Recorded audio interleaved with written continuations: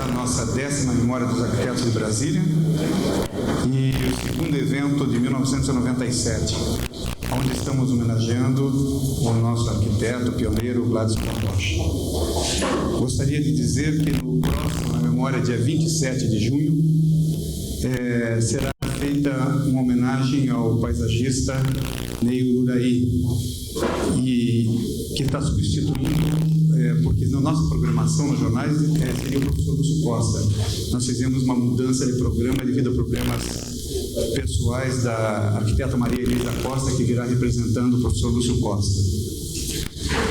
Gostaria de dizer também que hoje, no final do nosso evento, temos a honra de sortear um livro do Dr. Tamanini, Memória da Construção. É um relato sobre Brasília muito importante e que ele nos deu a honra de oferecer esse livro para sorteio e para a nossa biblioteca do IAB. O IAB também gostaria de agradecer ao CREA-DF, que tem patrocinado junto conosco este evento, a FAO-UNB, Faculdade de Arquitetura e Urbanismo, e nesse evento a empresa Isoterma Construções Técnicas Limitada, que está colaborando conosco. Então, eu gostaria de chamar aqui à mesa o nosso amigo, o arquiteto Gladstone da Rocha, homenageado dessa noite.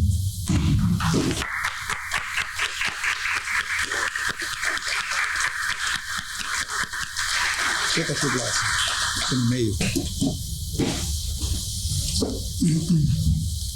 Para compor essa mesa, convidamos também o Dr. Fernando Tamanini, historiador e procurador do DF.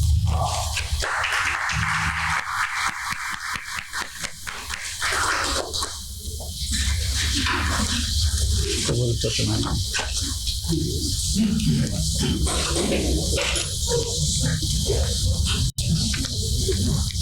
Convidamos também o embaixador Nestor dos Santos Lima.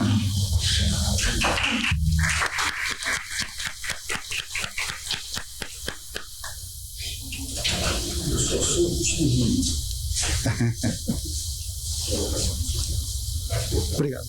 Pode sentar, por favor. Convidamos também o arquiteto Elvin do Bugrá.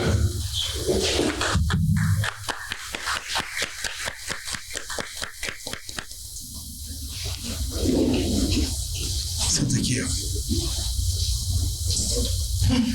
Convidamos o arquiteto Orlando Cariello.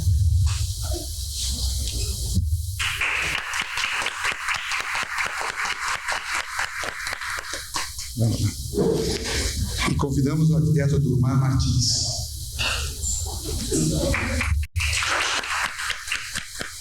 Obrigado.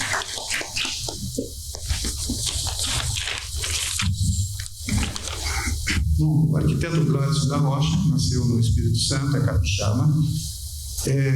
Iniciou sua vida ligada à arquitetura através da publicação do livro Brasil, Arquitetura Contemporânea, isso no início da década de 50, e que motivou ele a entrar por esse campo da arquitetura. Começou o curso propriamente dito de arquitetura na Universidade Nacional Autônoma do México, onde estudou 3 anos. Com o evento da Construção de Brasília, mudou-se para o Brasil, onde concluiu seu curso de arquitetura na Faculdade Nacional de Arquitetura da Universidade do Brasil, no Rio de Janeiro, em 1959. Foi convidado pelo arquiteto Oscar Niemeyer e veio a Brasília, nesse mesmo ano, fazer parte dessa equipe da nova CAP.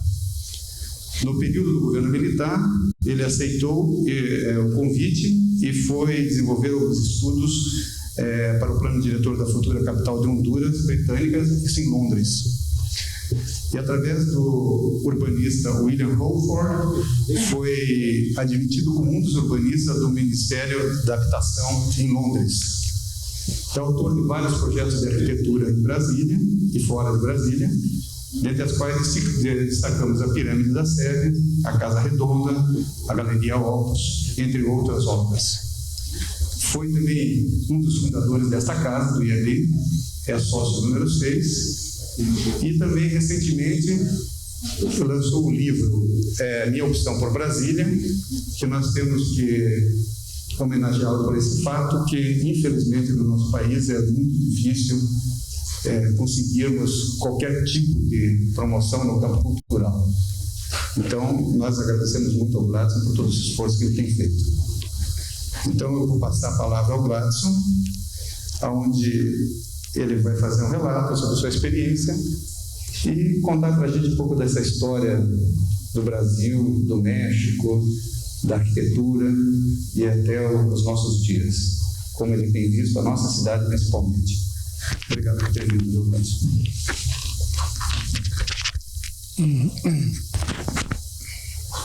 Muito obrigado a todos pela presença. E tem uma história a contar, naturalmente, mas eu vou ver se estico um pouquinho rápido o assunto, porque ela é um pouquinho grande, porque realmente eu tive uma formação muito difícil, por condições que eu não tinha na época de estudar arquitetura, e que só vinha fazer depois de casado, com 3 filhos, e assim foi muito mais difícil do que outras pessoas, né? E dentro disso tem então uma história a contar, que tem inclusive aqui amigos presentes que são testemunhas, né, disso, como o embaixador Santos Lima, por exemplo, que nos conhecemos no México há 45 anos. Ele era segundo secretário e andamos naquele México fazendo palestra em todas as escolas de arquitetura sobre Brasília na época, que não existia ainda. Isso foi em 56, exatamente. 57. Então, a minha história é um pouquinho longa. E vamos começar então no começo, não é, naturalmente? Que venho de uma fazenda. Eu fui menino de engenho. Mas um menino de engenho de uma fazenda que não precisa ser muito grande, enorme, que eu nunca conheci ela toda, não é? Era uma fazenda não muito elegante, porque nós conhecemos esse tipo de fazenda como a aristocracia rural descalça. Então, eu fui um menino descalço até os 10 anos de idade. Nunca tinha botado um sapato no pé, não é? Apenas depois que eu fui para Vitória, eu então tive que botar um sapatinho, um tênis, não é? Ou coisa parecida, não? Porque eu tinha que ir para a escola, não é? E fazer o curso secundário. Mas lá na fazenda tenho minhas raízes, porque realmente foi muito bonito aquilo. Não esqueço nada de que aconteceu comigo naquela época, não? E, por exemplo, as farras, as festas que eram os ajuntamentos, como a gente chamava, que eram realmente os mutirões, né? Para a construção de casas de taipa, que eu mesmo, como nós, filhos, como crianças, participamos, né? Isso não me levou a nenhum lugar em arquitetura, apenas era uma farra que eu via, muito gostosa, não é? Aquela alegria de se fazer uma casa. Meu pai era o arquiteto, era o consultor, e era o dono da fazenda, e era o compadre de 57 compadres, não? Porque ele tinha 57 afilhados só de batismo. Era um homem muito bom, um pouco temperamental, mas muito bom, não? Ele é capaz de tirar a camisa para dar o seu compadre, não é? E não cobrava a meia dos meeiros, por exemplo, não? Era muito difícil a situação da fazenda, porque ele não cobrava a meia dos meeiros, não? Então fazíamos cachaça e fazíamos açúcar, e tudo isso aconteceu nos anos 30 e poucos, né? Exatamente 30 e poucos. E em 1934 eu fui para Vitória fazer o exame de admissão para o curso secundário, e lá fiz o curso secundário um pouco só e sozinho, porque minha família estava toda na fazenda, eu estava em casa de segundos e terceiros, né? Então eu vivia um pouco só e tinha que encontrar um meio de me divertir, e minha diversão era cinema, por exemplo. Eu adorava os filmes seriados. Alguém aqui talvez se lembra dos filmes seriados da época, com os heróis dos nossos tempos, que eram Tom Mix, Buck Jones, Tim McCoy, né? Bob Steele, Ken Maynard, esse pessoal todo que era o fantástico, não? realmente, o Tim McCoy era capaz de com um lacinho, ele laçar o revólver assim de um bandido e pegar e matar o bandido na hora. Era um negócio formidável, fantástico. Essas coisas entusiasmavam muito a nossa mente de criança, não é? Mas isso ficou assim, interesse pelo cinema ficou. Eu era tão entusiasmado que quando eu não tinha dinheiro para ir ver a parte daquela semana, não é? Eu ficava na porta do cinema de saída, que faltando 10 minutos eles abriam para o pessoal sair, então eu entrava para ver os 10 últimos minutos. Era um entusiasmo enorme, fantástico que eu tinha. E esse entusiasmo ficou pelo cinema. Tanto que mais tarde eu fiz direção de cinema em UCLA, em Los Angeles, não? Parte somente porque não me deixaram entrar nos estudos, mas eu fiz uma parte disso e depois saí porque sem estudos não tinha direção de cinema, não? Não se aprende a dirigir cinema ou fazer cinema em escola, não? Tem que ser estudo mesmo. Mas, enfim, terminando o curso secundário, eu fui para o Rio.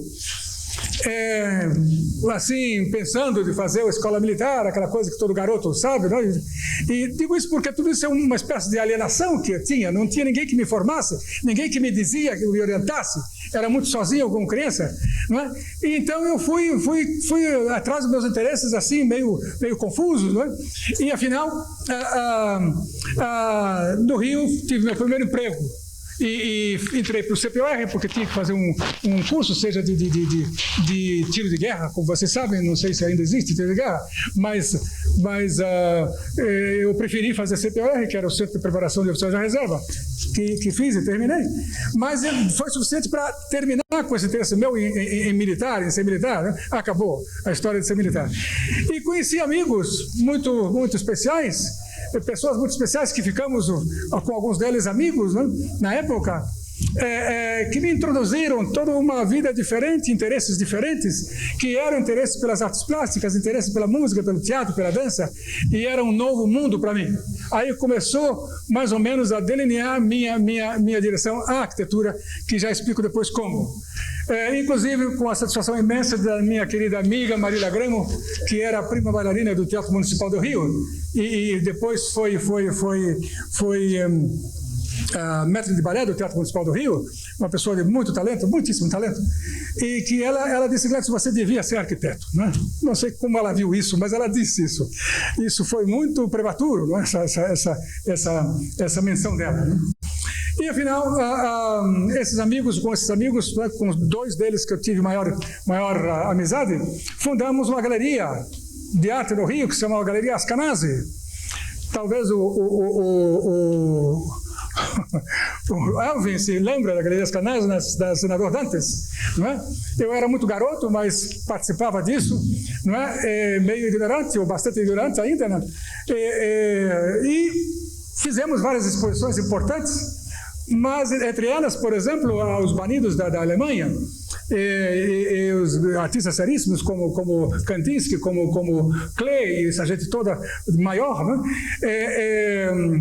E também a exposição importante de Maria Helena Vieira da Silva, que foi pessoa importante na Escola de Paris, né? Muito importante, importantíssima, né? Na Escola de Paris. E também trouxemos do norte 2 figuras que hoje são muito conhecidas aqui, mas que na época ninguém conhecia. Foram os pintores, os artistas pintores, não é? Antônio Bandeira e Aldemir Martins. Eu, pessoalmente, fui com o senhor Ascanase, no Cais do Porto, buscá-los quando eles chegaram de Fortaleza para fazer exposição no Rio. Não é? E chegaram bem matutos, não é? Aquela maneira maravilhosa do interior, não é? E fizeram a exposição com muito sucesso, mas sucesso relativo no sentido de dinheiros, porque a galeria era uma galeria séria, não é? E tinha problemas de dinheiros, até por isso mesmo a gente saiu para outra, no sentido de fechar a galeria e fundar uma livraria especializada em livros de arquitetura e revistas de arquitetura. Chegamos a ser, o Nauro está ali rindo porque ele se lembra que eu visitava ele como representante, vendendo a ele livros e revistas. Também, o Elvio, não sei se lembra, mas na Avenida Churchill, eu fui uma vez vê-lo lá, não é? Isso foi em 1945, 46, não é? Exatamente.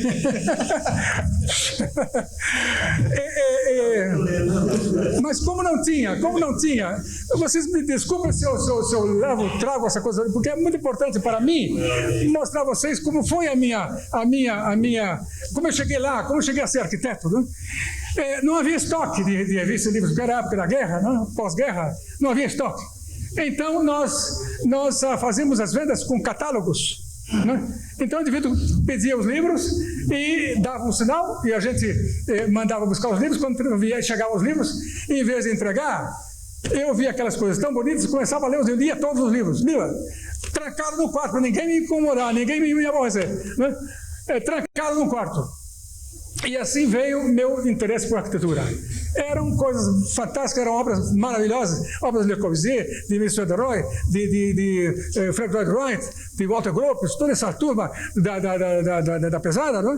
que através dos seus livros e revistas eu via, né, fotografias maravilhosas, e aquilo me entusiasmava tanto, né?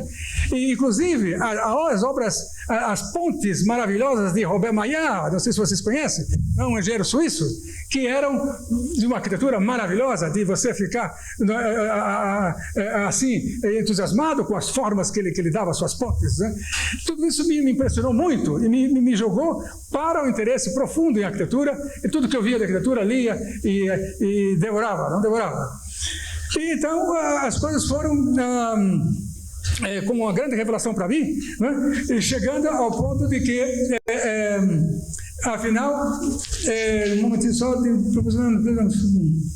era uma grande satisfação, quer dizer, eu via como uma relação que me identificava com uma possível atividade criativa para mim, não é? Futura, capaz de me proporcionar uma vida plena de satisfação profissional.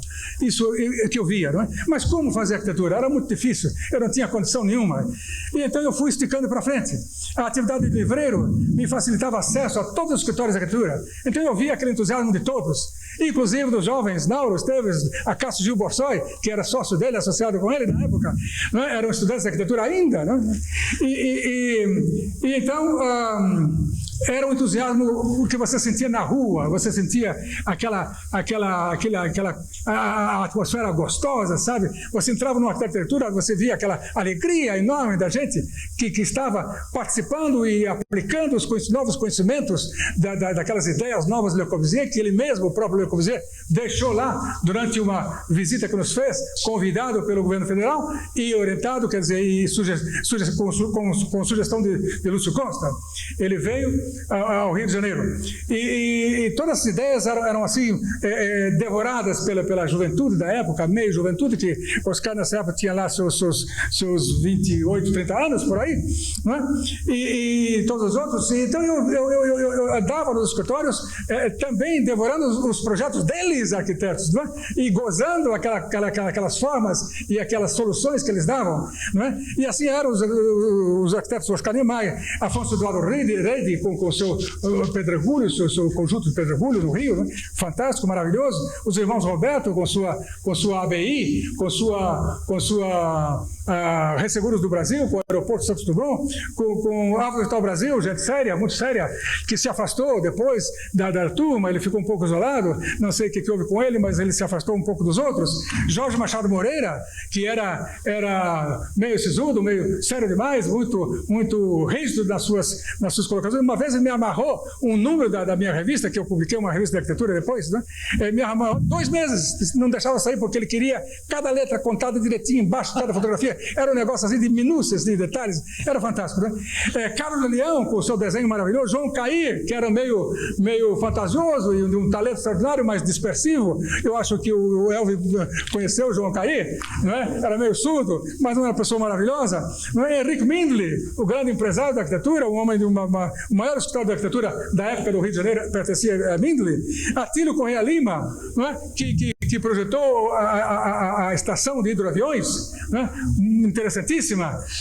Muita gente desconfia que não era bem o projeto dele, talvez de Renato Soeiro, mas tinha uma jovem turma com ele trabalhando. Renato Soeiro era um deles, né?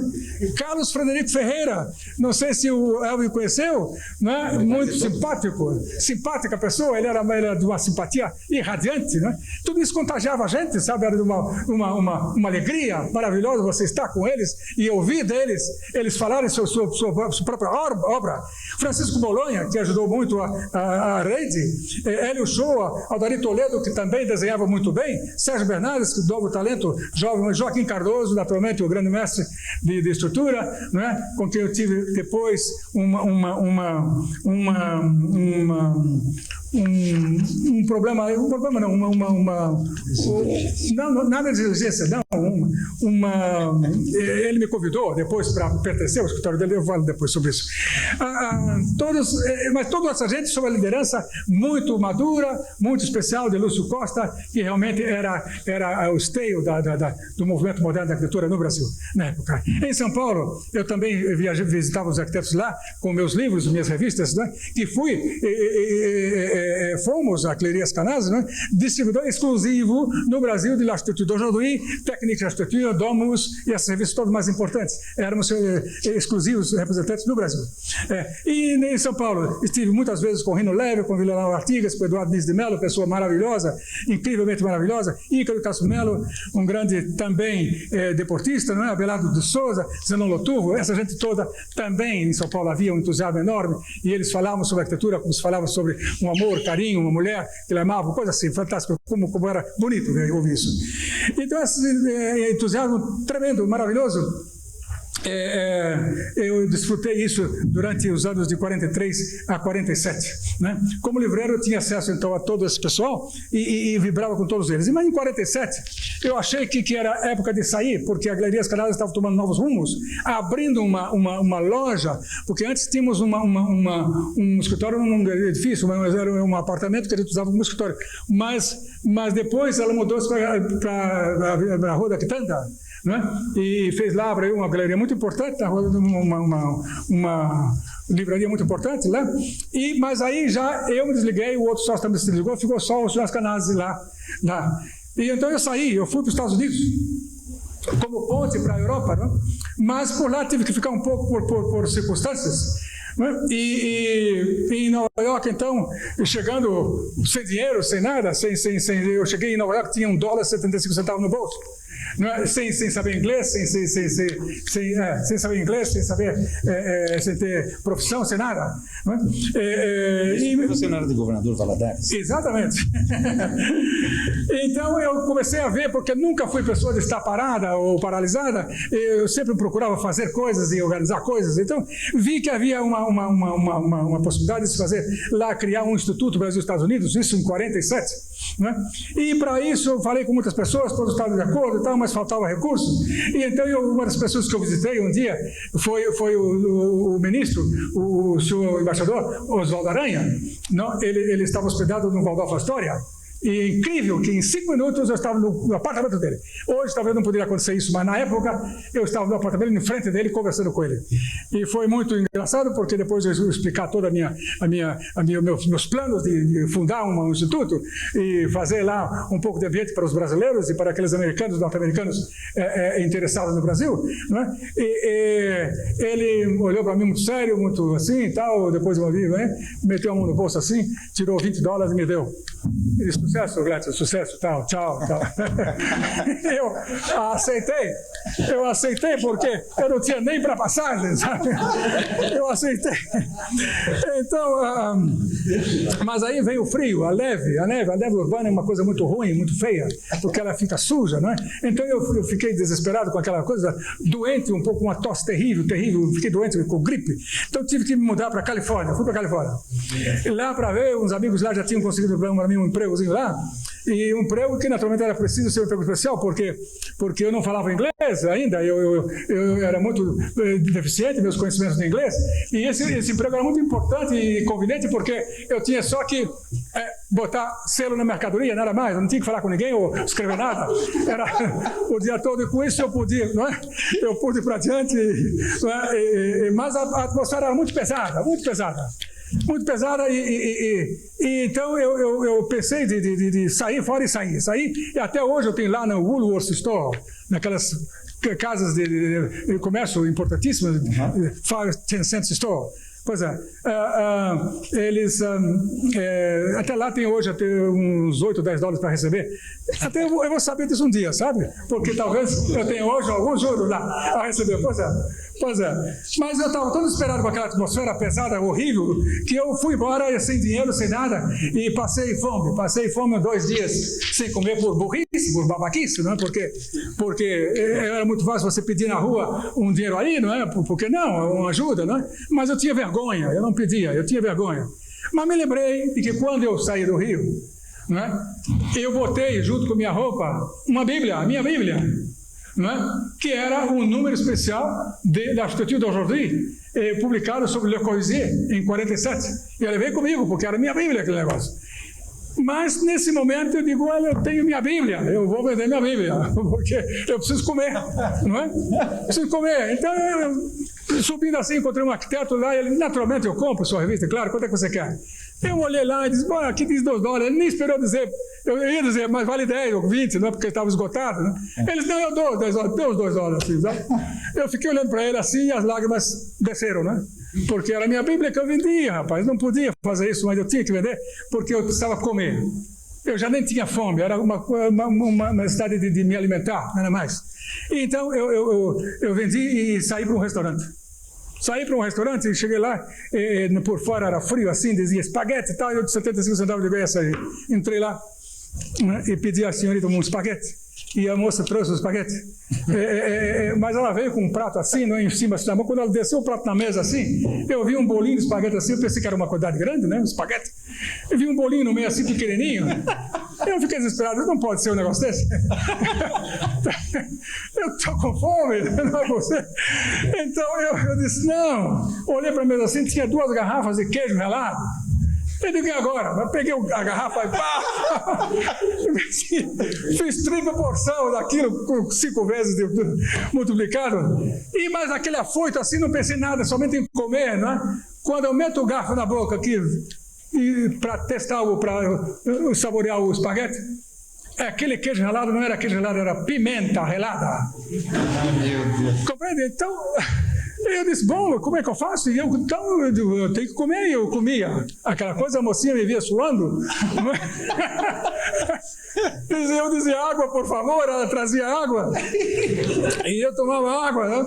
E afinal acabei com todo o espaguete, foi uma hora quase comendo aquele espaguete terrível, né? Mas tive que comer. Mas saindo dali, as coisas começaram a melhorar, porque encontrei, na Embaixada do Brasil, fui lá fazer uma visita, encontrei Vinícius de Moraes, que era nosso vice-cônsul lá. E ficamos muito amigos. Tanto amigos que ele me conseguiu um emprego, que era uma galeria que precisava de uma ajuda, mas que não tinha também muito dinheiro, não tinha dinheiro, era uma galeria séria também, e bem situada na Hollywood Boulevard, né? Com todo aquele gentil ali de noite andando, e todo dia andando. E eu fui lá, falei com a Bob, a proprietária, né? Eu sou a pessoa que o Vinícius mandou para você. Ela disse, Vinícius, que beleza de pessoa e tal. E pois mas, graças, eu não tenho possibilidade de emprego. Eu não tenho porque eu não posso pagar você. É uma galeria que é muito séria e vende pouco, então é um problema. Eu pensei que essa coisa de coisa séria era ruim somente no Brasil, mas também lá era difícil. Então eu digo, bom, rapaz, você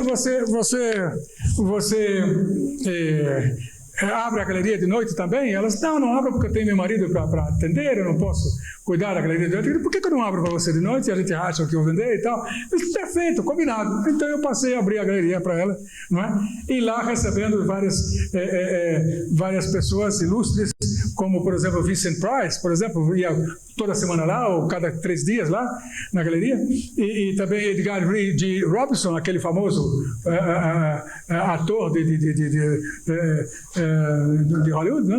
Exatamente, que era um grande colecionador de clay, né? O maior naquela época, na Califórnia, dos Estados Unidos, né? De clay.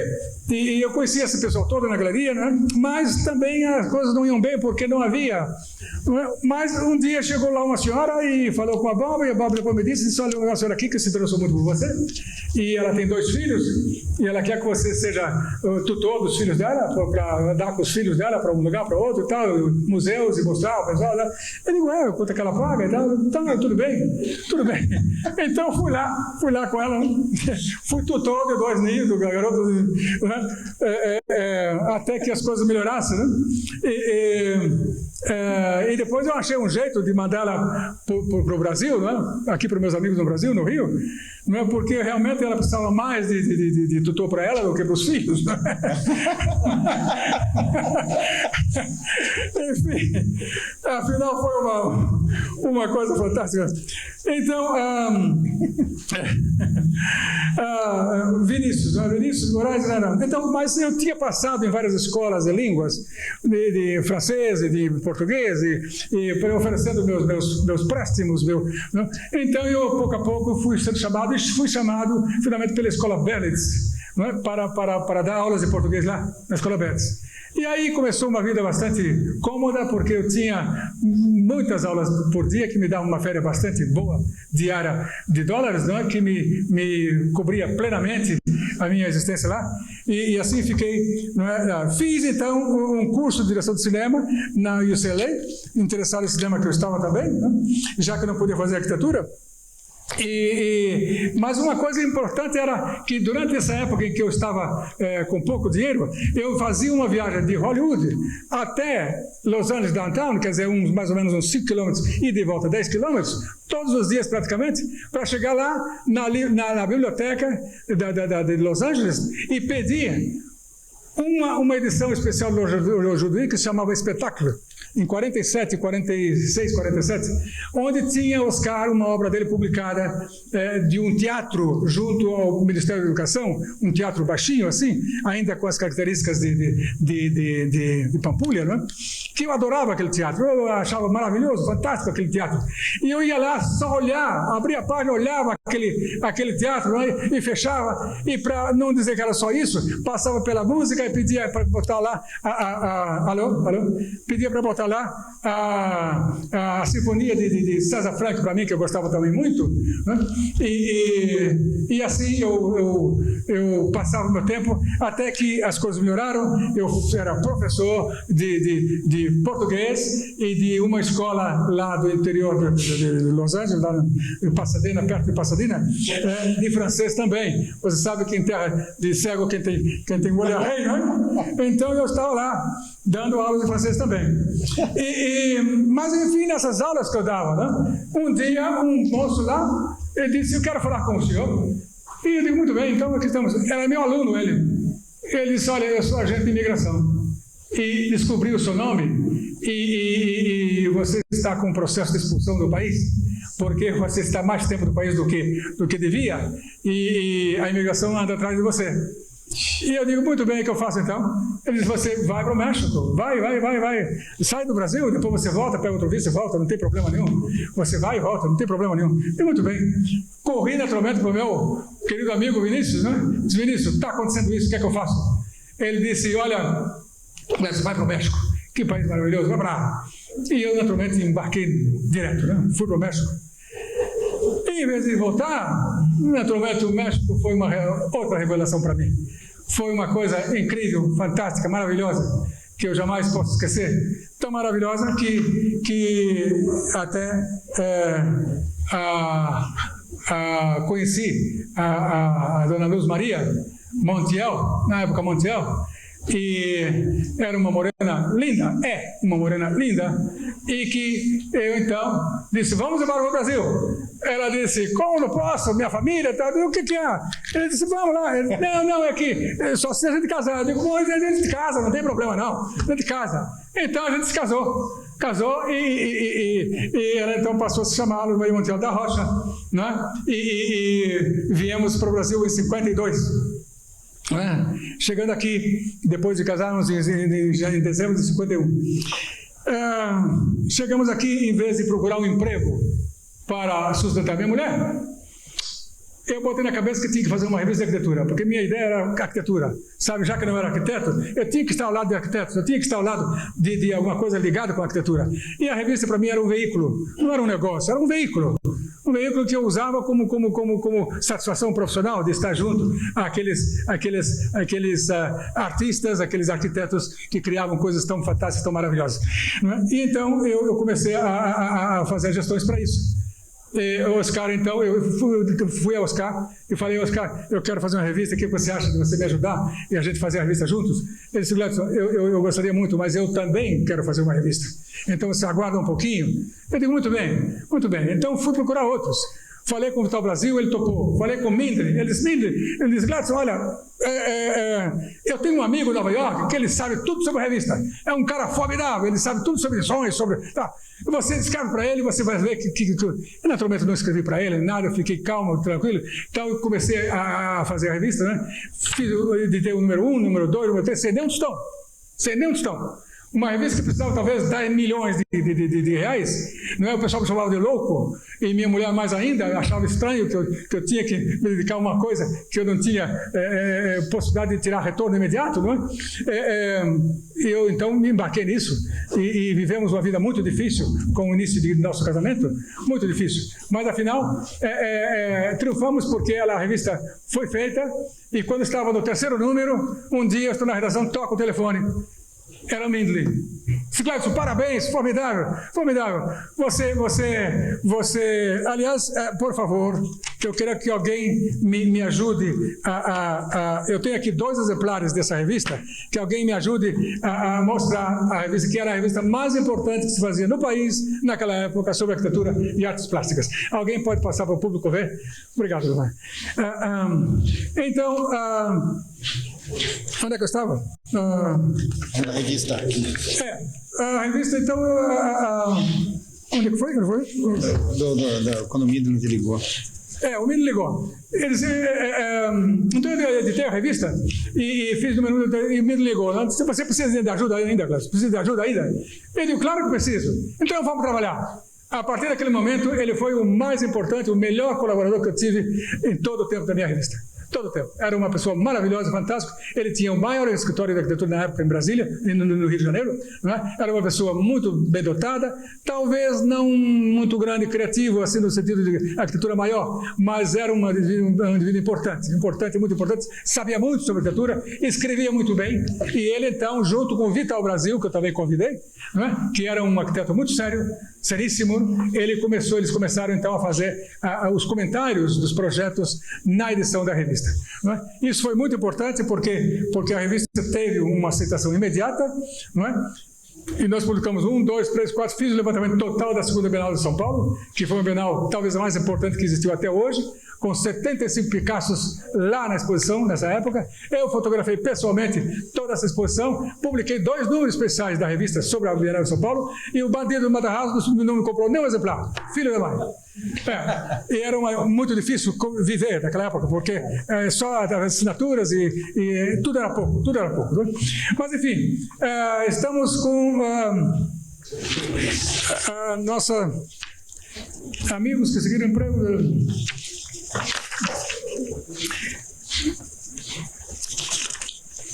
Então, chegamos ao fim da nossa...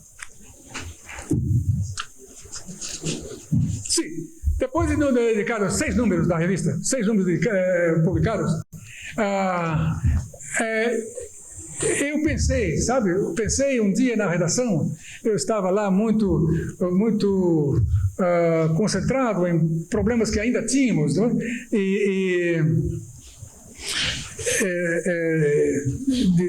Questão de dinheiros e falta ainda muito importante de publicidade, mas já estava sendo superada essa barreira, não é? Barreira porque você não tem publicidade de uma revista, porque você não tem periodicidade. Não tem periodicidade porque não tem publicidade. Então, até quebrar esse ciclo vicioso era muito difícil. Afinal, eu consegui, não é, publicar 6 números, não é, mostrar ao pessoal que o pessoal comprava no escuro porque sabia que interessava a eles, não é? E afinal, depois do número 6 e já programado o número 7 da revista, eu pensei de um dia sozinho lá na redação dizer: mas afinal de contas eu estou fazendo a revista por quê? porque eu quero arquitetura, eu gosto da arquitetura, é minha paixão a arquitetura. E o que eu estou fazendo aqui? Fazendo um comércio da coisa, por favor. Então, meus sogros no México tinham oferecido e ofereciam com muita frequência: venham para cá no México, nós temos situação para vocês aqui, temos aqui situação boa para vocês, venham para cá e tal. E eu nunca aceitava porque eu tinha esse compromisso com a classe de arquitetos. Eu disse: mamãe, eu não posso ir porque eu me comprometi com os arquitetos de fazer uma revista e vou fazer. E estava fazendo, né? Mas quando ela chegou a um estágio assim de que ela tinha aceitação total e absoluta, eu disse: bom, então o que eu faço? Peguei uma carta, escrevi a minha mamita, a mamãe da minha mulher, né? Que eu gostava muito deles, eles eram muito bons comigo, carinhosos comigo, eram muito amigos, né? Meus. E eu disse: mamita querida, olha, eu chamava ela de Preciosa, mas em espanhol se diz Pechocha. Pechocha, a gente vai para lá, mas desculpe muito e se a gente bota uma condição. Eu fico até um pouco assim, com cerimônia de dizer, mas eu tenho que lhe dizer, tem que ter uma cerimônia, tem que ter uma razão de ser e uma condição. E essa condição é o seguinte: se você me conseguir uma bolsa de estudos para fazer arquitetura no México, a gente vai amanhã. 2 semanas depois estava uma carta de volta: já está matriculado na Universidade do México, não, já está matriculado, e venham, tá. Então a gente foi, né? A gente foi e começamos lá então a fazer arquitetura, mas de uma maneira muito difícil, porque eu estava há 16 anos sem cursar a escola, não é? E eu tinha que, por exemplo, matemática, eu tinha que cursar todos os dias as minhas classes e as classes de outras turmas, porque era uma escola muito grande, é uma escola que na época tinha quase 10 mil alunos, né? Só a escola de arquitetura. A Universidade hoje do México, por incrível que possa parecer a alguns, ela tem 350 mil alunos, a Universidade UNAM do México. É um negócio fantástico que você até nem imagina como. A partir do momento que você sabe que Berkeley, por exemplo, em Califórnia, tem apenas 45 mil habitantes, que é considerada a maior do mundo. Pois a UNAM tem hoje 380 mil alunos. Então, já na época era uma escola bastante... Eu tinha classes de cálculo, por exemplo, que chamávamos matemática racional, de 500 alunos numa sala. Então era muito difícil realmente, mas afinal havia uma atmosfera, havia um ambiente e eu era muito bem tratado, não é, pelos mexicanos, que sempre me identificavam muito bem com eles, não é, e com o país. Tanto que um dia eu cheguei da escola de arquitetura, disse um rapazinho, veio para lá e disse: olha, Gleison, nós estamos aí com a eleição do nosso diretor acadêmico e queremos que você nos ajude e faça parte da nossa como chama? Nossa chapa, que eles lá chamavam de planilha. Eu disse: bom, se eu posso ajudar, eu acho que formidável, muito gentil de vocês me convidarem. Eu não era conhecido, não era bom aluno, nada especial, apenas não é uma pessoa que estava lá fazendo um curso do exterior, né? No dia seguinte, quando eu cheguei na escola, tinha uma faixa de 1 metro de altura, pelo menos 1 metro de altura, por 40 metros de extensão, dizendo: Gleison da Rocha está com nós outros. Sabe, eu fiquei espantado, eu digo: ué, depois descobri que eles fizeram aquilo porque eu era brasileiro, sabe? Um carinho excepcional pelos brasileiros mexicanos têm, né? Só por isso, né? Então, e ganhamos a eleição, a planilha negra ganhou a eleição, né? E eu fiquei lá ajudando no que eu podia, né? E então, naturalmente, antes de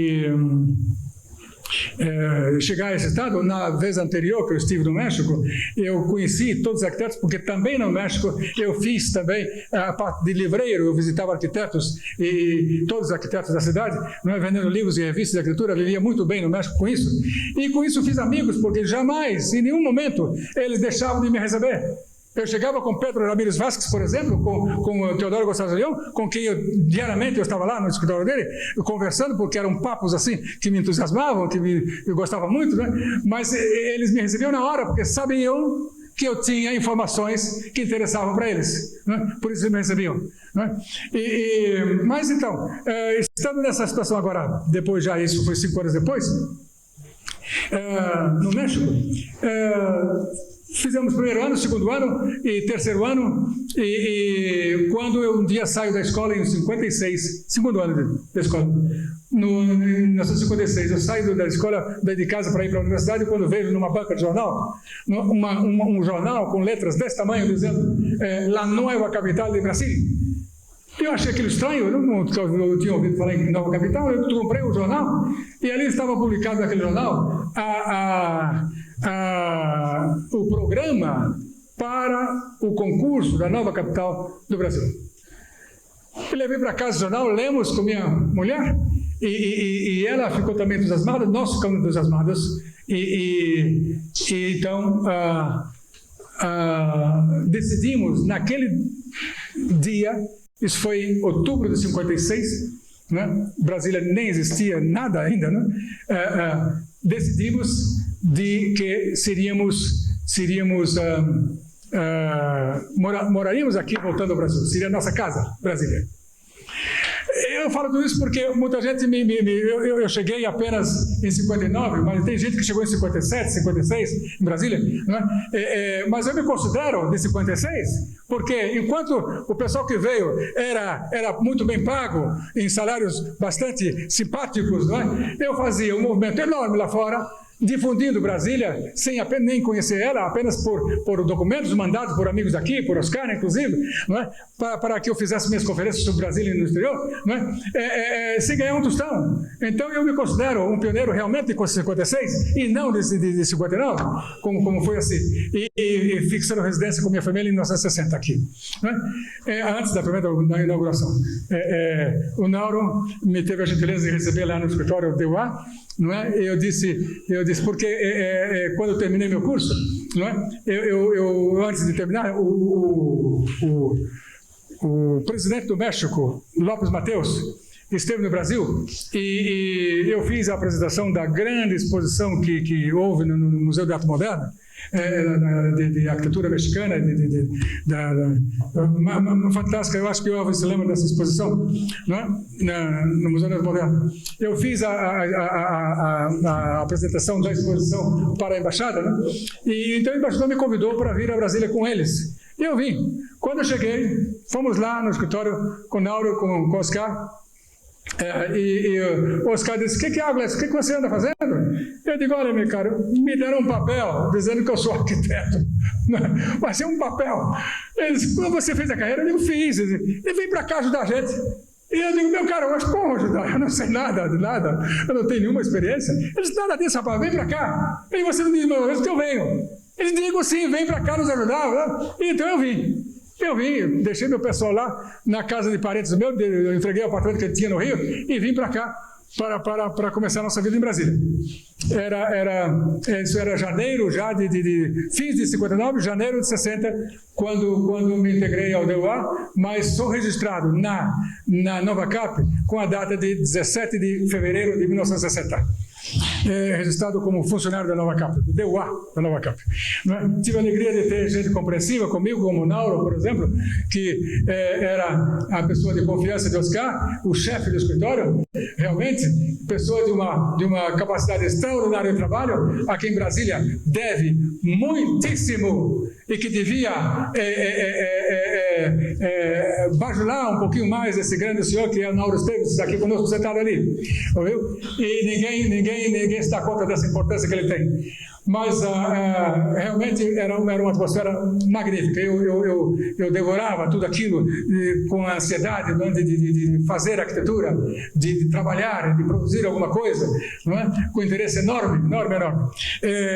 E ao lado, muita gente tinha seu escritório particular e fazendo coisas particulares, mas eu me negava a fazer coisas particulares e ter meu escritório, inclusive, porque eu achava meio difícil, meio estranho, de que o governo gasta com você uma fortuna enorme, não é? Para fazer o arquiteto, não é?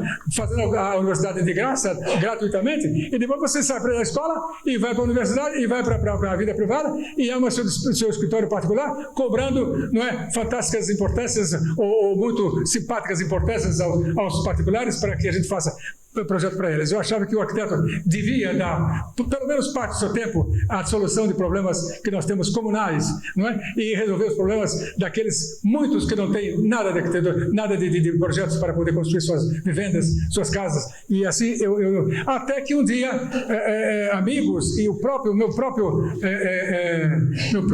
médico disse: Gladson, se você não abrir esse escritório, você vai morrer. Você morrer de angústia.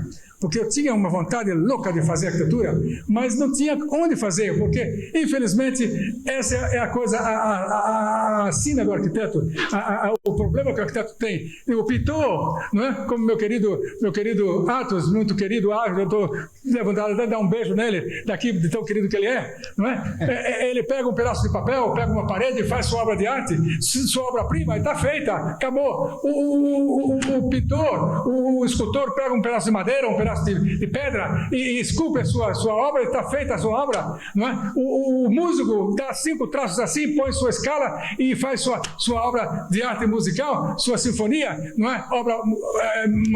Obra-prima de todos os tempos, não é? Mas o arquiteto não. O arquiteto precisa do cliente, precisa da encomenda, e esta é a parte ingrata que o arquiteto tem, não é? É muito ingrata, porque muitos não chegam a ter essas encomendas, não é? Não chega a ter essas encomendas, e é triste ver muita gente de talento, não é? Sem poder fazer coisas que podiam fazer, muito mais fazer, não é? Se tivessem a compreensão desse cliente que pede a você, desse executivo, que eu dou muita importância ao executivo na sociedade nossa, porque são eles que tomam as decisões, não é? São eles que tomam as decisões, quer dizer, eles que nos encomendam, não é? Então daí a importância que tem do executivo ser um indivíduo de formação muito especial, porque se ele é um indivíduo de formação especial, ele vai ter ao seu lado também pessoas de formação especial e, portanto, capazes de ver um pouquinho mais adiante das coisas e lidar e trabalhar com bons profissionais que podem dar ao país obras que ficam para sempre. Quer dizer, em geral, as obras infelizmente nascem sem vida, mas há algumas que nascem com vida e ficam com vida para sempre. E esta é a grande alegria, porque você passa por ela, não é? E você sente uma coisa muito especial no coração, bater de emoção, porque é uma coisa realmente contagiante, não é? E muito importante, mais importante ainda do que a própria artes plásticas, apesar de que ela não é considerada artes plásticas devido ao valor que ela tem de imediatismo, quer dizer, você mora dentro dela, não é? Utilitário, o valor utilitário. Ela não é considerada plástica, mas ela é tão importante ou mais importante que as outras, porque ela inclusive abriga as outras artes dentro dela.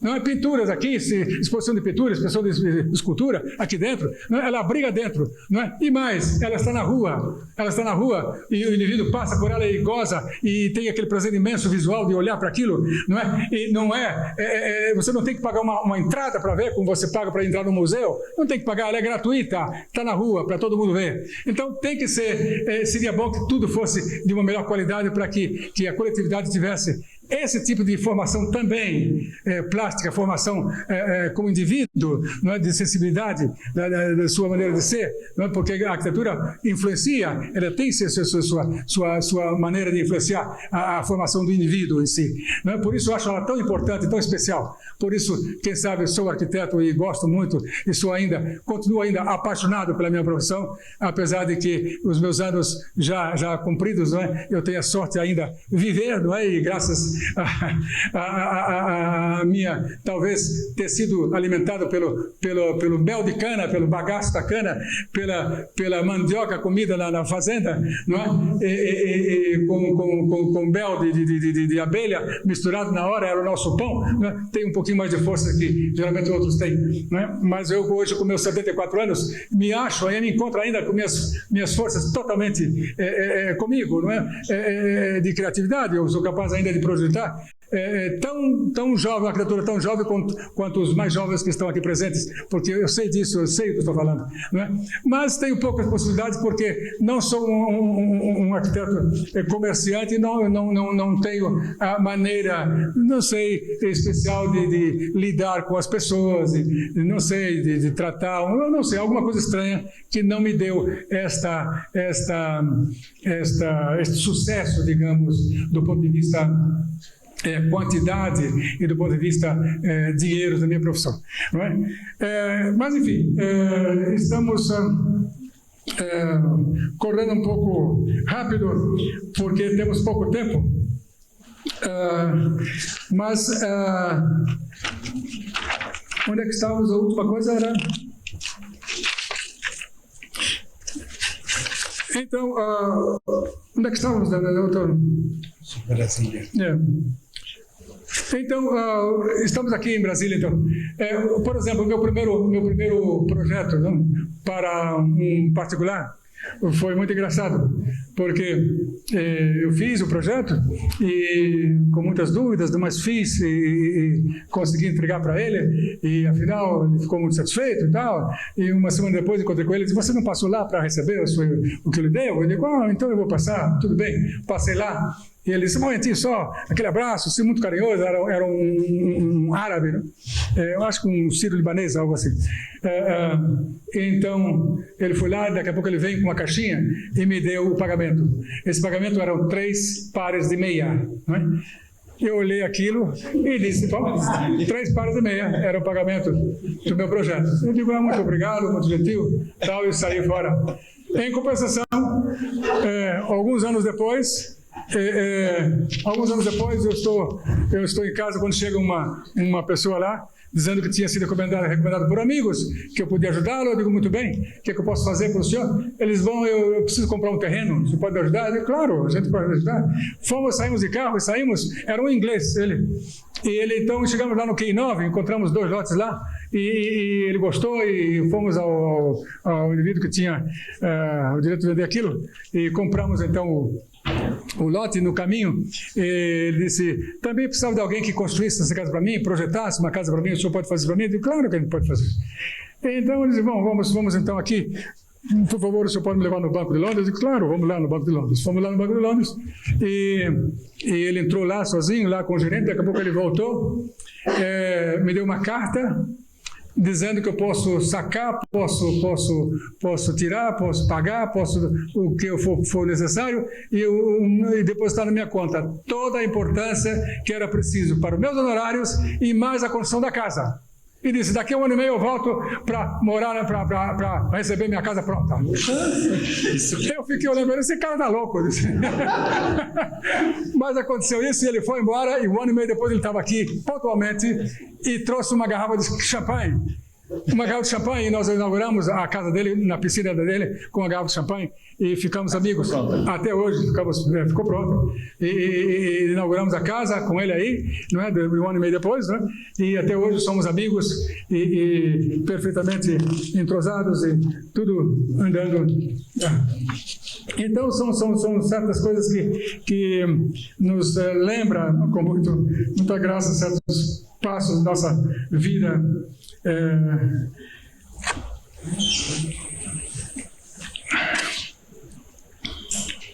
Eu teria uma pergunta ali para você fazer.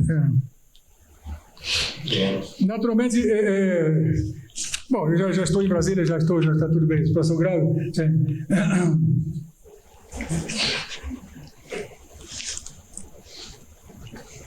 Bom, eu quero também lembrar que quando eu estava no Rio, antes de vir para Brasília, não é, chegando do México, já casado, não é, eu não tinha emprego, não tinha possibilidade de trabalhar porque eu precisava de estar junto com a arquitetura, e não podia trabalhar porque eu não sabia desenhar, não sabia nada de escritório, de prancheta, né?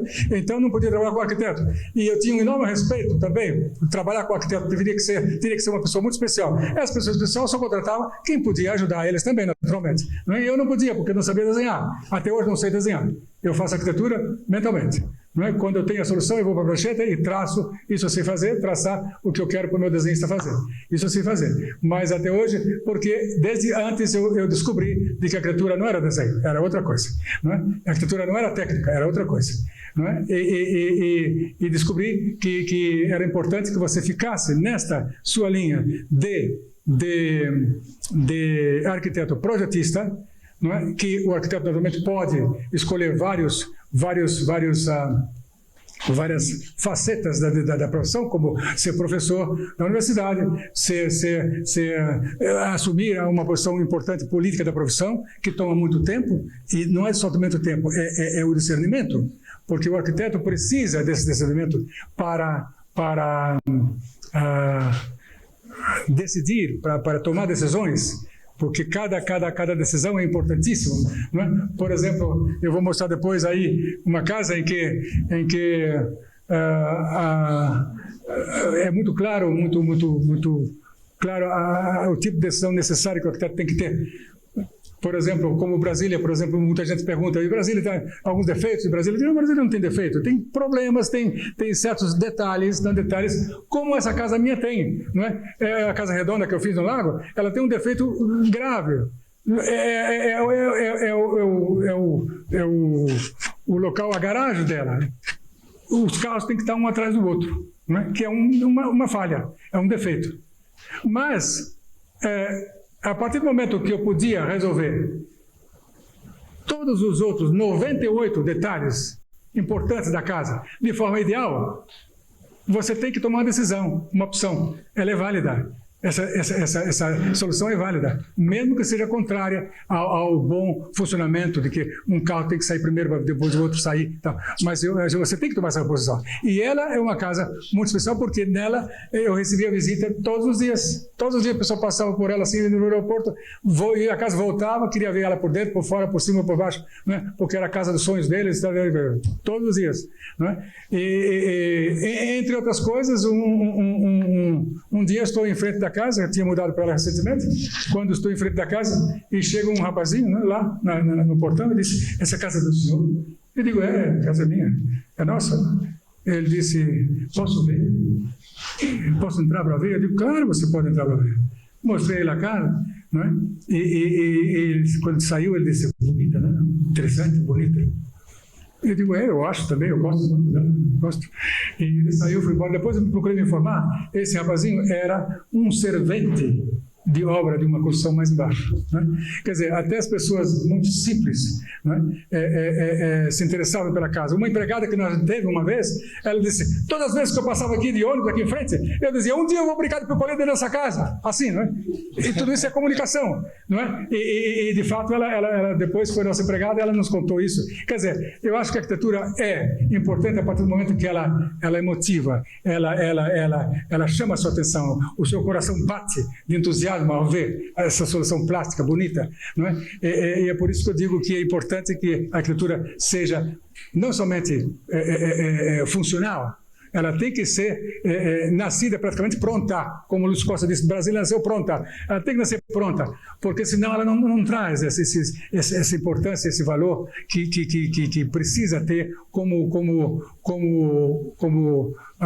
espaço concebido, que é realmente a mais importante coisa, o aspecto que temos na solução dos problemas de projetos. Né?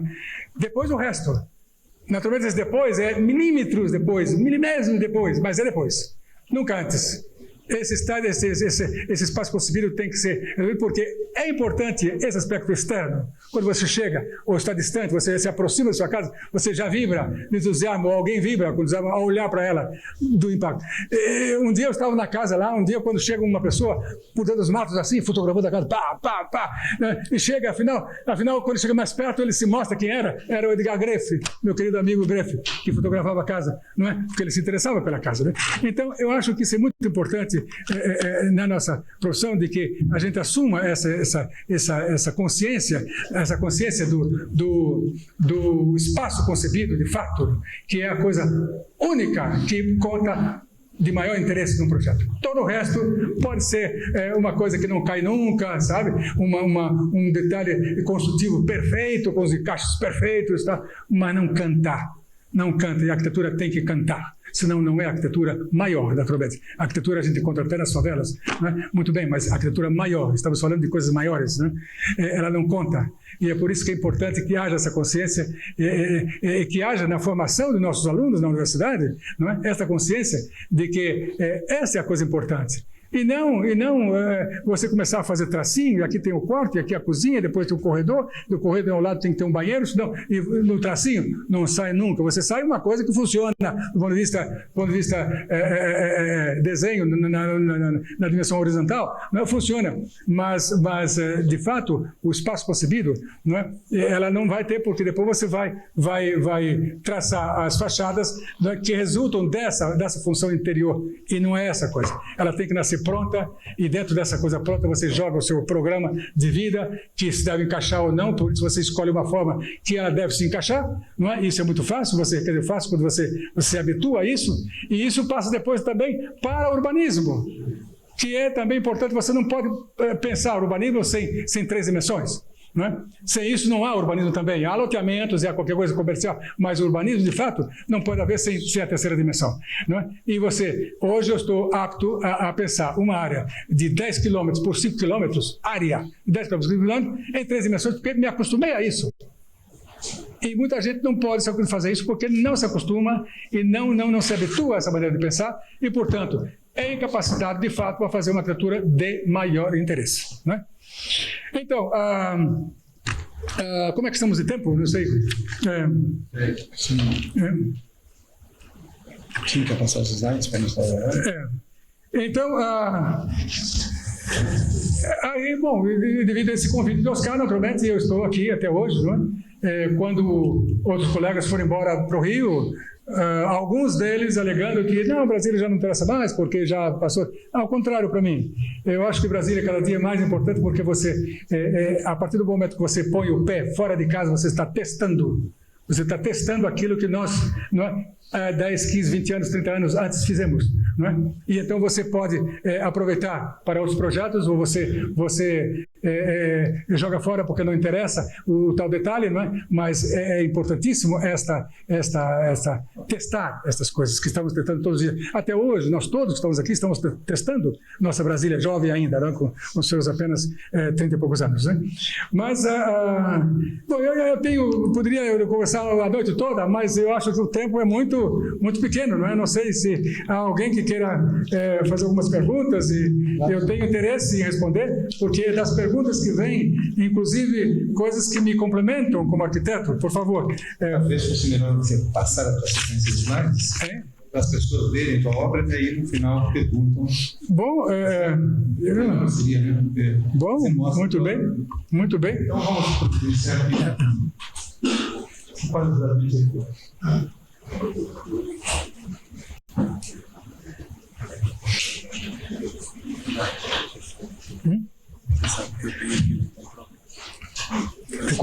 Até quase. Saiu certo o negócio do espaguete? Saiu certo.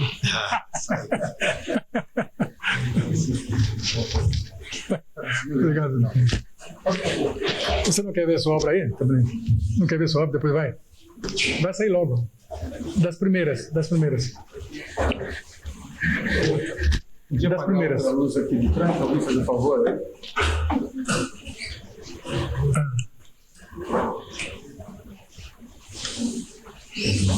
Gilson, veja ali o interruptor ali atrás para.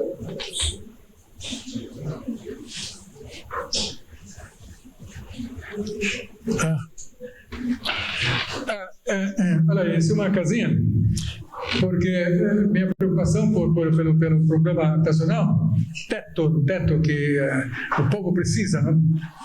Que está aí largado às traças, porque não tem nenhum sentido maior de resolver o problema deles, né?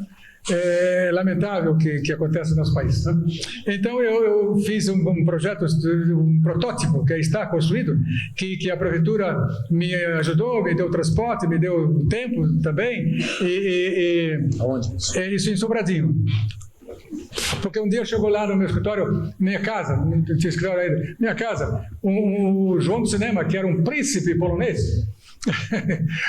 Ele tinha a concessão do primeiro cinema do Núcleo Bandeirante.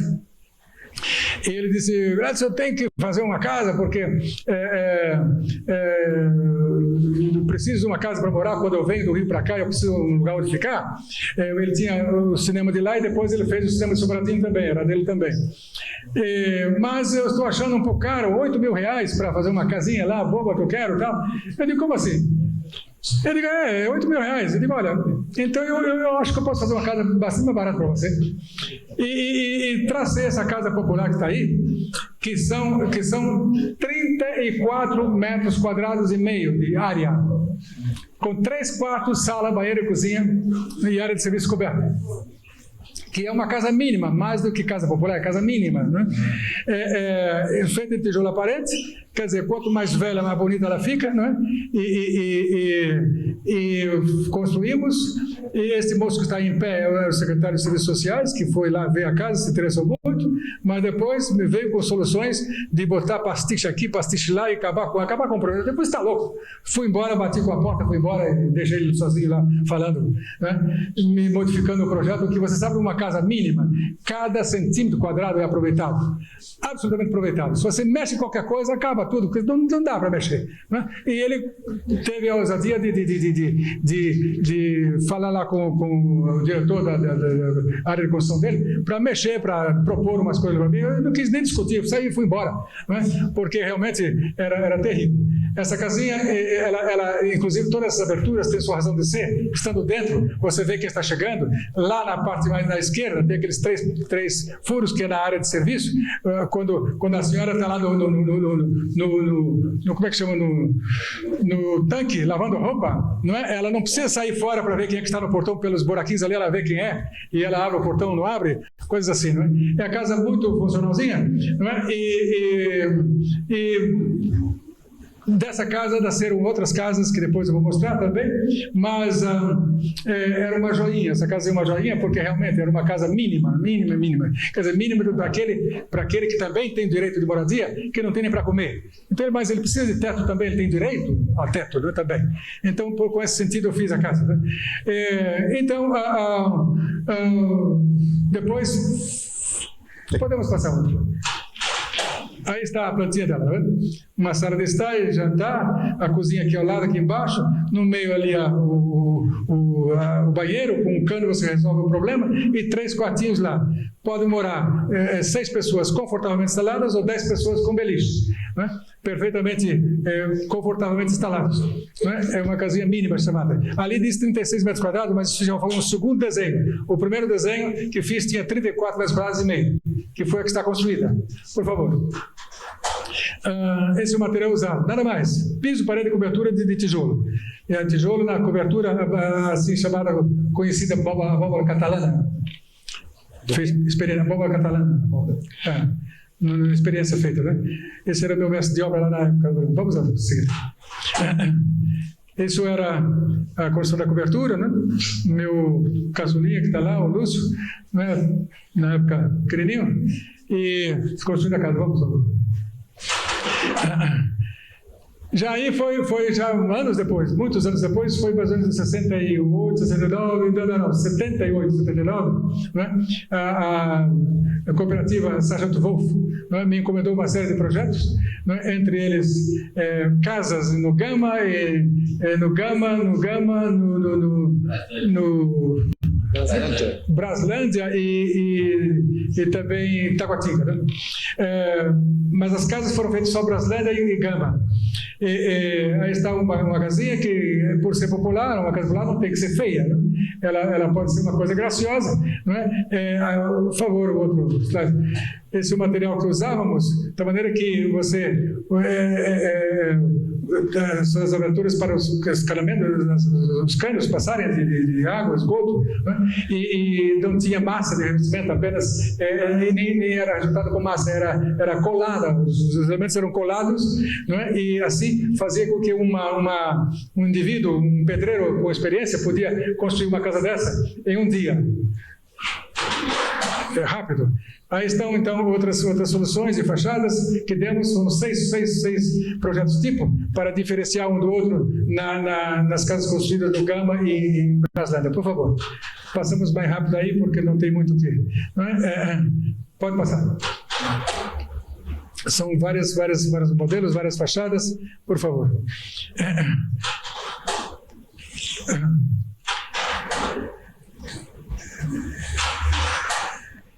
Isto engraçado porque a minha casa popular, minha casa redonda no Lago Sul, me fez um mal terrível, porque todo mundo gostava da casa, elogiava, ia lá para ver. Se essa casa, vou ter que fazer.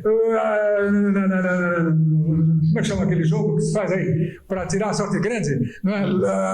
Na loto, para tirar a sorte grande, porque eu quero comprar essa casa e tal. Mas na hora de fazer a casa, eles que gostavam iam buscar outros arquitetos dizendo que eu era arquiteto de casas caras. Mas eles não sabiam que eu tinha feito essa casa, que talvez seja a casa mais barata que tem no Planalto Central Brasileiro, com 34 metros quadrados, com 3 quartos, sala, banheiro e cozinha. Eles não sabiam. Então a consciência do indivíduo que não sabe o que é arquitetura, fala muitas vezes essas bobagens, né? Que deixa a gente um pouco triste, né? Um pouco triste, mas a vida é assim, né? Afinal, um momentinho. Isso é uma Tamanini, né? Isso era do Dr. Tamanini aqui, um terreno maravilhoso que ele tinha no Espírito Santo, que me veio, gentilmente me pediu um projeto, né? Então fizemos essa solução e aí está realmente mostrando uma vez isso ao pessoal, inclusive a Ítalo Campifiorito, eles Gledson, isso é realmente urbanismo. Não é? Porque é espaço concebido, 3 dimensões perfeitamente pensadas, não é? Para dar aquele aconchego urbano, aquela ambiência, aquela atmosfera urbana que aquelas torres externas aqui, junto com aqueles outros edifícios lá com alturas diferentes lá na encosta, né? Proporcionam, né? Então essas torres externas aqui, elas amarram o espaço urbanístico, né? Isso poderia ser até o pontão nosso aqui, quer dizer, mais ou menos, né? Com uma ou duas torres lá, para justamente amarrar o pontão todo à beira do lago. O restante poderia ser baixa de 2 dimensões, duas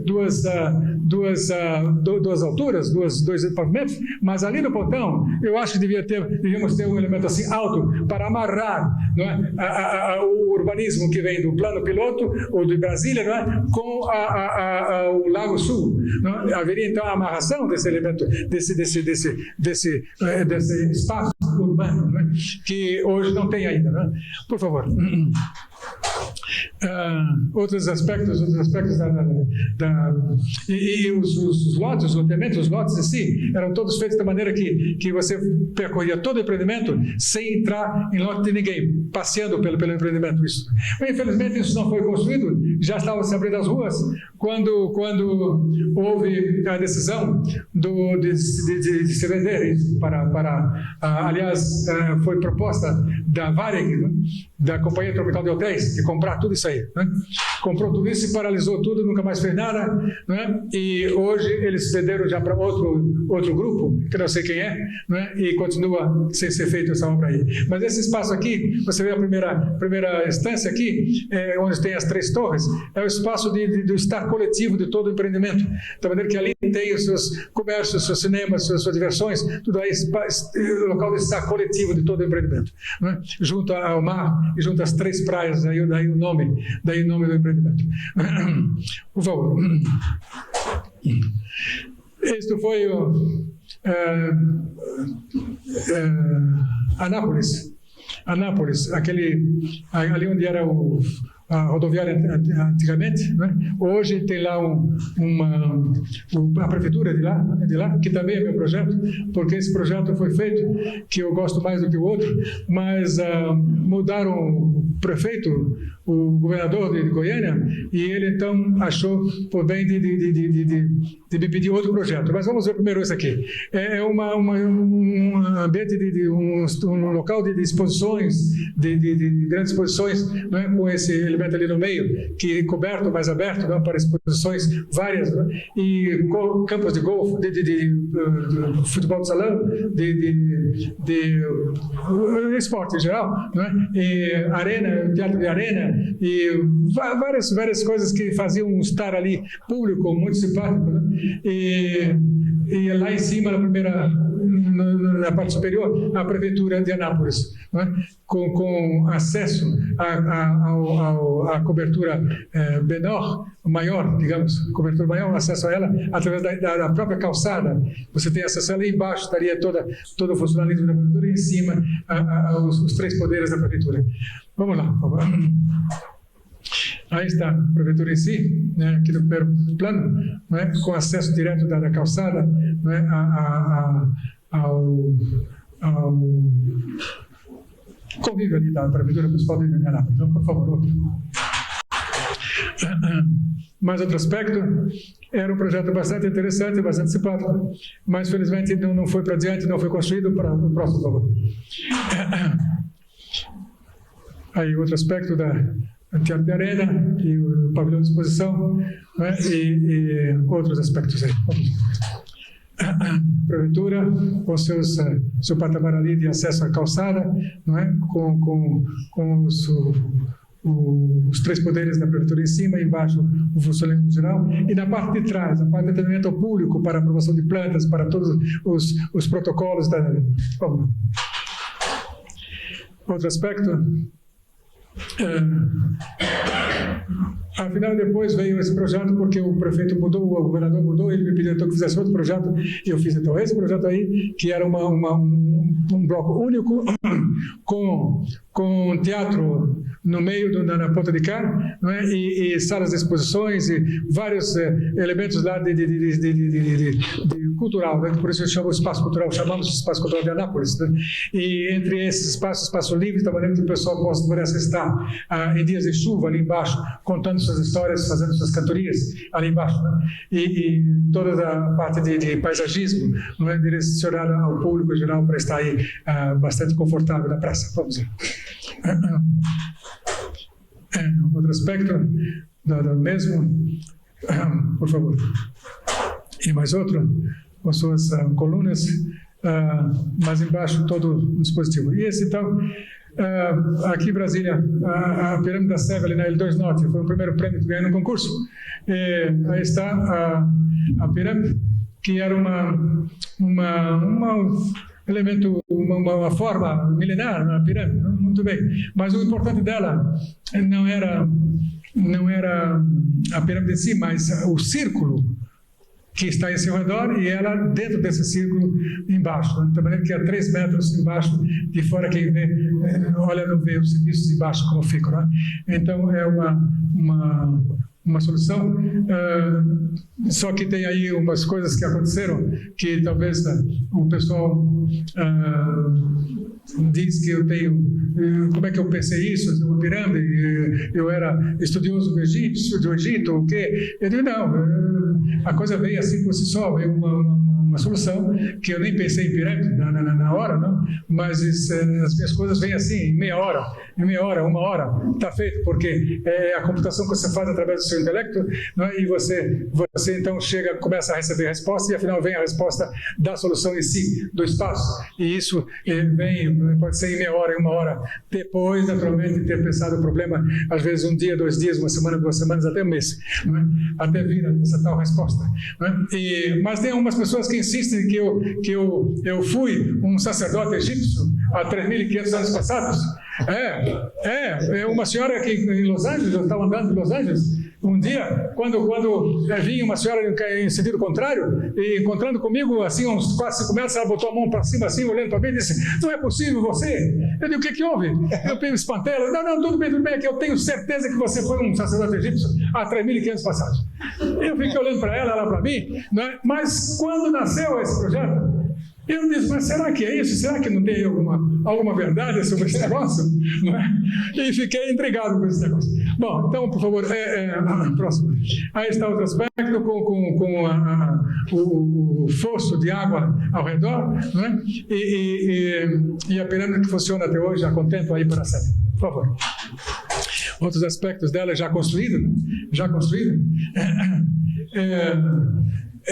Inclusive, aqui no primeiro plano, esse pessoal que diz, a dona Yara Kerr, por exemplo, diz, mas o Dr. Gladson, até o pássaro Ibis, o senhor botou lá, Eu digo, qual é o Pássaro Ibis? Aqui lá, aqui é um estacionamento, não é Pássaro Ibis? É um estacionamento.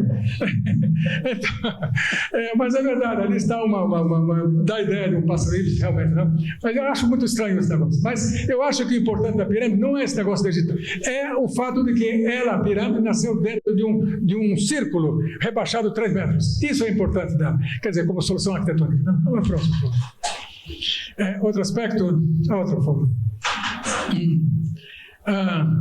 Esse interior, o painel supervisor, ela foi feita para isso, para ter um painel supervisor que comanda e controla todo o sistema energético de Brasília. Quer dizer, dá uma pane de Brasília, está atentos. Há uma pane em Itaguatinga, o painel aqui acusa e você vai e substitui por outra subestação. Por favor. É um aspecto exterior da pirâmide. Por favor. Outro aspecto. Outro aspecto. Outro aspecto. Esse projeto, que talvez seja o projeto que eu mais gosto de todos que eu fiz até hoje, é do Clube do Exército de Brasília, mas que me botaram em segundo lugar e em terceiro lugar, Sérgio Bernardes, em quarto não me lembro. Oscar não aceitou entrar. Quem foi o quarto? O quarto não me lembro. Oscar não aceitou entrar porque ele estava na França e recebeu o convite, mas ele não aceitou porque, aliás, ele mandou tirar do concurso as maquetes que ele fez, porque quando eu soube que era concurso, ele não participou. E então eu quando fui convidado, eu também não queria participar, mas o general me disse: não, por favor, nós precisamos da sua ajuda e tal, vamos participar. Eu sabia que essas coisas, as decisões vinham sempre de coronéis e sargentos, que não era possível tomar decisões sobre arquitetura. Eles podem ser excelentes oficiais de guerra, não, e coisa assim, mas não de disciplina, mas não de arquitetura. Não, e realmente houve uma decisão muito infeliz. Porque o primeiro colocado não creio que seja uma coisa que esteja à altura do programa que eles me deram, que era de uma beleza extraordinária. Por isso eu me entusiasmei com a coisa, né? E todos os níveis, um hotel, um lago perfeitamente controlados e certos, né? A parte social da parte de esportes, em cima a parte de esporte aberta, né? Era um projeto muito, muito gostoso, muito, muito especial conseguir, mas não foi construído, quer dizer, porque deram o primeiro prêmio a um senhor muito amigo deles de fato, né? dos militares da época, né? E então perdemos a chance e fiquei com uma dorzinha no coração, porque quando você faz uma coisa boa, você acha uma pena não construir, não é? E a partir daí, de outras coisas que aconteceram comigo depois, eu passei a não fazer mais concursos, não participar de concursos, não é? Porque acho que não é a solução melhor para se ter bons projetos, não é a solução melhor. Se querem depois a explicação por quê, eu direi depois, mas no momento vamos para adiante. Aí está outro aspecto do clube em si, que era realmente com suas piscinas para crianças aqui em frente, atrás com seu ginásio, não é? E realmente era bastante completo do ponto de vista de função, não é? Por favor, pode. Nossa casa redonda, construída em 73 até 75. Esta é a casa que eu tinha visita todos os dias. Era uma casa que nasceu em meia hora, essa casa, do ponto de vista de concepção. Meia hora depois de estar pensando o projeto, o programa dela durante alguns meses.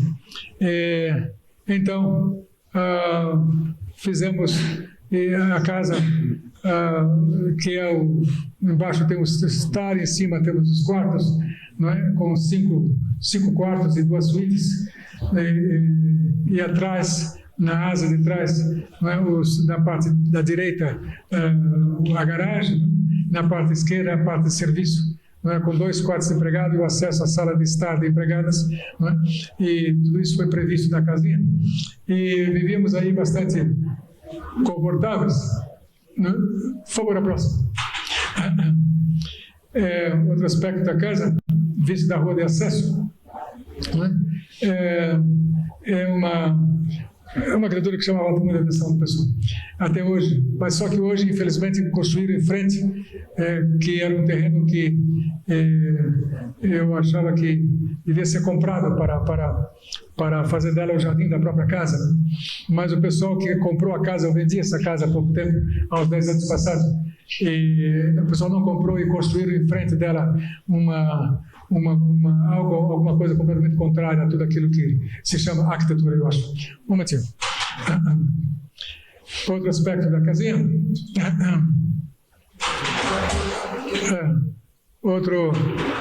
Perdão. Essa é a parte de serviço dela, com 2 quartos empregados, o banheiro no meio e a portinha vertical ali de estar de serviço, a janela de cá, a cozinha, que se comunica diretamente com a sala de jantar e estar na casa. Por favor.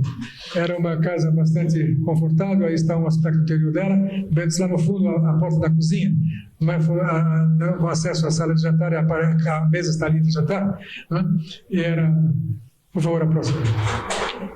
Outro aspecto, que era o outro sentido, a parte de entrada na casa, com um barzinho aqui à esquerda, não é?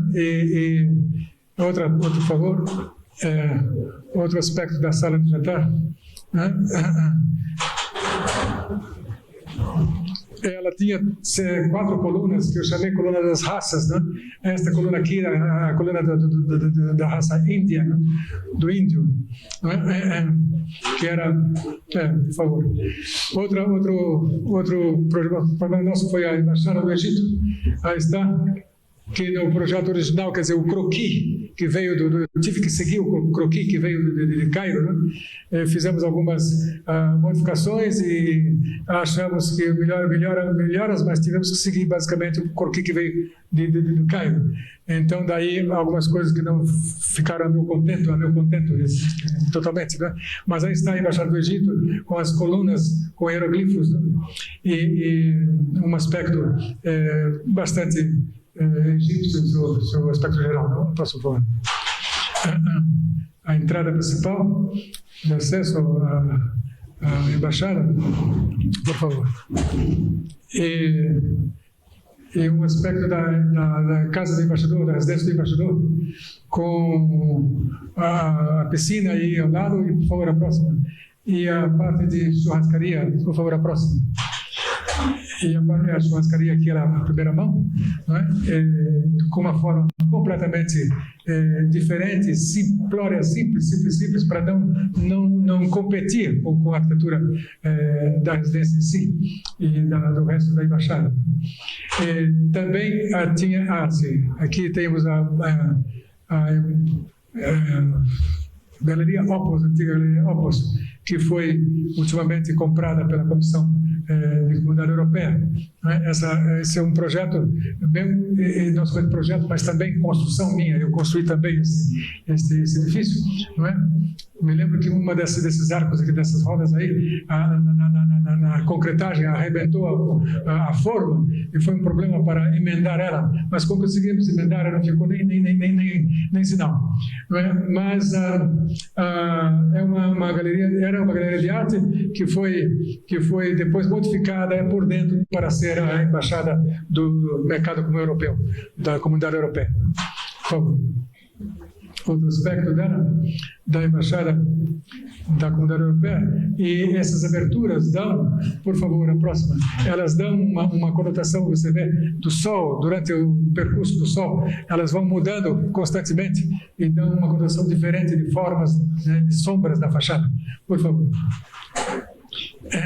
Outro aspecto da embaixada é um pouco diferente isso aí. E outro ainda mais diferente, estas abas, vocês veem que elas saem até fora, 3 metros para fora, não é? E se elas não encostam até o chão, elas não contam a área como área, não é? Então eu puxei para fora e tirei os apoios, não é? E ficou sem contar a área interna, não é? Para efeito de cálculo de área, não é? Para o GDF. Mas até hoje ela é bem vista, porque o pessoal para ver, o pessoal se interessa para ver, não é? E com frequência vejo carros lá fotografando ela. Quer dizer, é alguma coisa que tem aí, porque senão eles não fariam isso, né? Por favor, alguma qualidade, digo, né? Outro aspecto dela, tem uma pessoa... bom, em urbanismo temos aí superquadra do Banco do Brasil, né? Pensada de forma que toda a superfície fosse liberada para o pedestre, né? E os carros entram embaixo, não é? E chegam na prumada do elevador com o seu carro, não é? E os blocos pequenos fossem com a intenção de que ela pudesse ser construída seja pelo banco ou seja por outras firmas, empresas, não é? E de maneira que pudesse construir bloco por bloco, não tivesse que empatar um capital enorme inicialmente, não é? Mas pequenos blocos, em vez de 11, 22 blocos, não é? Para suavizar também esse aspecto construtivo, esse aspecto de finanças, não de financiamento da obra em si, não é? Por favor. Aí está a Praça Central, não é? de encontro da garotada, dos habitantes, não é? Para estar aí na praça coletiva do ambiente, não é? Da superquadra, na extremidade aqui, a escola primária, do outro lado também a escola secundária, a escola primária e a escola do jardim de infância, de um lado e de outro. Não é? Por favor. Isso também foi a Sargento Wolff. A cooperativa Sargento Wolff, que me encomendou, são 15 edifícios, não é? Lá no Guará 2, e que me sugeriu uma solução bem em conta, bem econômica, com tijolo aparente, não é? E realmente os apartamentos estão bem resolvidos, mas o impacto que se tem quando se vê lá e se passa por perto é bastante forte, porque eu tive que aproveitar contar até as calçadas para poder bater com aquilo que as novas garantiam e permitiam, senão não era possível construir. Então, daí o aspecto meio forte que ela tem de impacto visual, assim, de parede, não? De obra, de presença. Esta é uma residência no Lago Norte de um jornalista que eu tive uma certa saudade do passado, não? E pensei de botar na fachada alguma coisa que lembrasse alguma coisa do passado também, não é? Mas sem pensar em arquitetura neomoderna, nada disso, não é? Mas aí está a casa do Chacon, não é? Que é uma casa resolvida em cima em um apartamento só, de maneira que a dona de casa não tem que descer nada ou subir nada para para trabalhar nela, para cuidar dela, não é? Apenas num apartamento só, e embaixo a parte de serviço e a garagem, tudo isso. Por favor, a próxima. Outro aspecto dela, não é? Com essas partes decorativas de madeira, não é? Jogada sobre a massa de areia e cimento, por favor. Outro aspecto, mostrando o emprego do material, quer dizer, a madeira em si, que geralmente minha arquitetura não tem muita madeira, mas esta ele quis com madeira, e então eu fiz. Aí está um estudo que não parece tão mal e se vê bem, e é uma casa muito confortável realmente de estar. Aí na sala de estar, que emenda com o estar aberto também para dias de festas e tudo isso, com portas trabalhadas em madeira também, como está aí, correndo todas e abrindo todo o estar para o conforto interno. Por favor. Esta outra casa eu estava fazendo, mas saí da construção dela. Ela é quem sobe para o Parkway, quem sobe que vai para o Gama. Nós são 3 casas, a maior com 1.100 metros quadrados e as 2 menores com cerca de 350, por aí mais ou menos, metros quadrados. São 3 casas num Parkway, não é? São 3 pirâmides de fato. E é um projeto que eu disse para eles, isso vai custar um pouquinho, mas é justamente isso que eu quero, uma coisa diferente, diferente. Depois diferente vai ser, porque as patas da pirâmide vêm e elas repousam sobre um espelho d'água, não é? E dentro da água, espelho d'água, não é? E ao redor desse espelho d'água tem uma iluminação iluminada de noite, de maneira que vai dar a ideia, quando ela estiver pronta, de que ela está pousada na luz, as 4 patas pousadas na luz. Né? E eu disse a ele, o Ítalo, quando essa casa ficar pronta, ela é logo próximo assim da BR, né? Ele disse, o pessoal da BR vai descer aí para ver essa casa, viu? E não é verdade, agora que ela não está construída, o pessoal está descendo, está indo lá para dizer, o que é isso aí? Então ela chama atenção, e daí a coisa que eu acho falar, a arquitetura é uma coisa que tem que chamar atenção, não pelo fato de chamar atenção, mas pelo fato que ela é bonita, ela é expressiva, ela mostra uma intenção plástica bem especial. Então daí a importância que ela tem, e daí a importância que a arquitetura tem, porque é isso que conta. Especialmente porque a parte de dentro pouca gente vê. O importantíssimo e muito importante é a parte de fora, porque essa parte todo mundo vê. E por isso ela tem que ser muito bem pensada, muito especial, muito atraente. Né? Por favor, a próxima. Aí está o detalhe do elemento que vem e posa dentro do espelho d'água, e ao redor vai ter aqueles caninhos que sobem com água, que é a água que sobe somente, não é? E dará a ideia de que estas patas estão apoiadas na luz, não é? Na luz.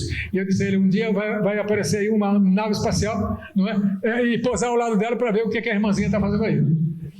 Por favor, próximo. Outro aspecto da sapata. De quem essa casa? Ítalo de Oliveira, um moço de Goiânia, um casal de Goiânia. Aí está o espelho d'água, não é?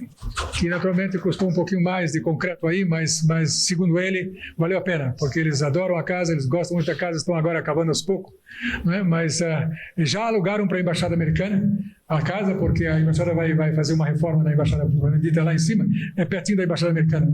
E a Embaixada, segundo ele me disse, já alugou a casa para eles usarem quando for o caso. Né? Aqui é um caso de... Um dia eu estava no GDF e porque eu fui anistiado politicamente, né?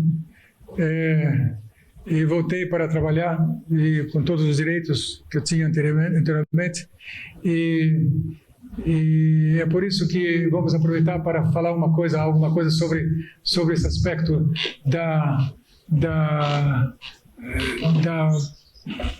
maneira de pensar do arquiteto, né? É muito importante que ele tenha uma consciência muito grande do que está acontecendo no mundo e que ele seja, antes de tudo, um contestador. Quer dizer, se ele não é um contestador, ele está impossibilitado de fazer arquitetura de especial interesse. Porque isto eu testei aqui em todas as cidades do mundo que eu conheci, e foram muitas, né? De que no momento que você encontra alguma coisa que tem algum interesse arquitetônico, de que você para ver, e balança e toca no coração, você vai ver que é um indivíduo contestador. Ele era contrário, ele contestava o regime, ele contestava qualquer coisa, né? Então, por isso, eu acho que nós, arquitetos, temos que ser contestadores, senão nossa obra não sai com aquele charme, com aquela importância que deve existir, né? Então, voltando de problemas que eu tive passados políticos, né? Voltando para ser anistiado, eu fui convidado pelo secretário de obras para fazer um estudo da torre de televisão que está lá em branco, a torre de televisão que está em branco lá, porque quem vem lá da rodoviária para a rodoviária de Brasília, o aspecto que se tem ali é muito, muito... Obrigado. Parabéns. A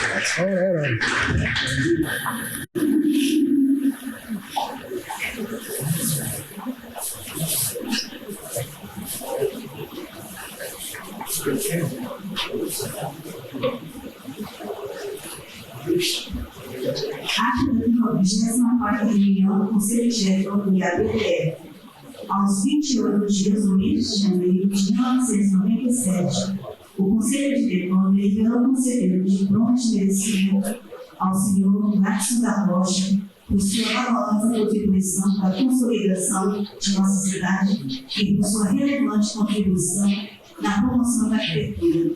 Pela presente, eu, Submissão secretário-geral da IABTF, lavo juntamente com o presidente da cidade, até seus 90 anos.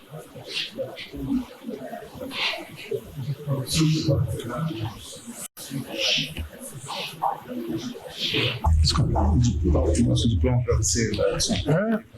Muito obrigado, muito obrigado. Meus parabéns. Obrigado. Agradecendo uma vez a presença de todos, do Gladson, com sua história interessante. E convidamos todos agora para o coquetel e sua homenagem. Muito obrigado, muito obrigado. Muito obrigado. Obrigado, que é isso. Obrigado a você. Espera que eu não tenho nenhuma pergunta aqui. E depois eu vou explicar.